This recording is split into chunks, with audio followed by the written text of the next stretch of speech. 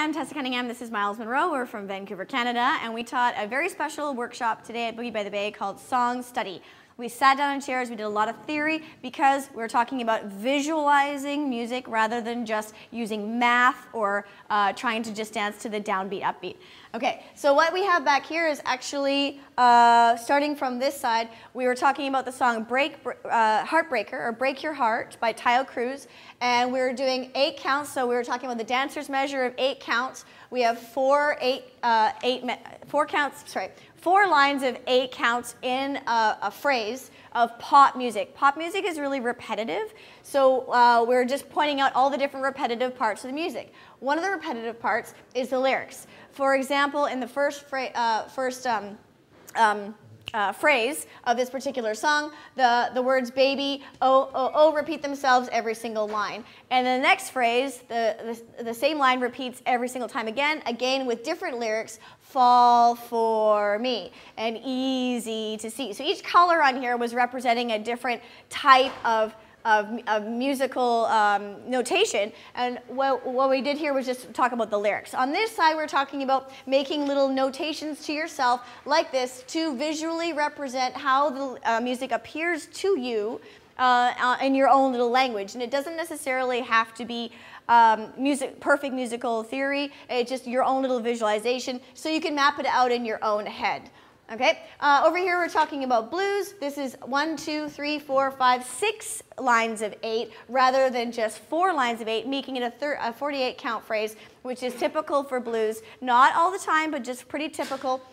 And so what I was doing here with the green marks is I was illustrating how this song makes me want to move by adding accents or putting them in. Miles also did a lot of explanation about how the accent in one phrase is going to be repeated again in another phrase later on in the song, because we're doing a lot of poetry. We have phrase A and phrase B and phrase C. So phrase A is going to be repeated later on in the song. It's going to have the exact same accents as the first one. So if you heard it in the first phrase, chances are you're going to hear it in the second phrase. Okay, at one point we got up and we were practicing some of this stuff for the music, and what we wanted to point out is that a lot of people's musicality happens to be very on the rhythm, as in the downbeat, upbeat, and committed to downbeat, upbeat, and otherwise just doing swing rhythm. So we end up looking like we're not really dancing to any particular song. We're just kind of dancing to a downbeat, upbeat, and you might as well be dancing to a snap, and that's it, and that's not really expressing yourself musically. So instead, we want to give you permission to break outside of that swing rhythm once in a while, and God forbid, interrupt your pattern to actually hit the music. This is the easiest way to kind of break out of that pattern habit.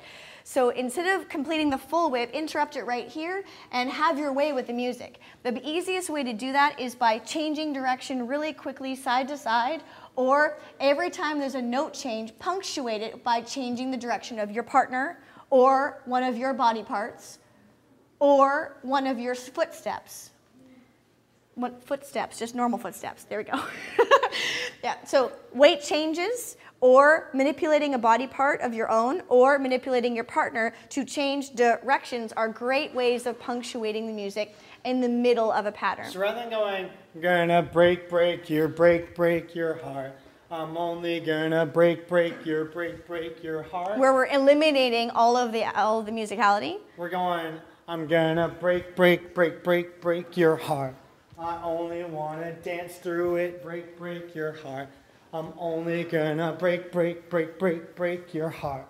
So what Miles did there is he interrupted the pattern and he manipulated my body, or he did his own isolation to illustrate that music before continuing on with the rest of the pattern. That's the easiest way to get started. And it's okay sometimes to dance through some of them, because there's some songs that got so much accent in it that you're never gonna be able to hit it all and still look like you're doing swing.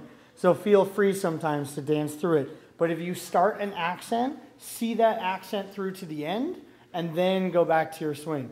Don't go, I'm only gonna break your heart. I'm only gonna break your heart. Oh, just like that unfinished thought is so unsatisfying. So make sure you follow through with your original idea. Even if you don't hit it every time, that's okay. All right. So we hope you guys took some awesome notes on this stuff, because it'll definitely help this is just a bit of a refresher. And if you'd like more information on how to move your body to both lyrical and rhythmic parts of the song, a great video to pick up as a resource is our video called Lyrical versus Rhythmic Movement on our website, MylesandTessa.com. Thanks very much for having internationals at Boogie by the Bay. Really appreciate it. Myles and Tessa signing off.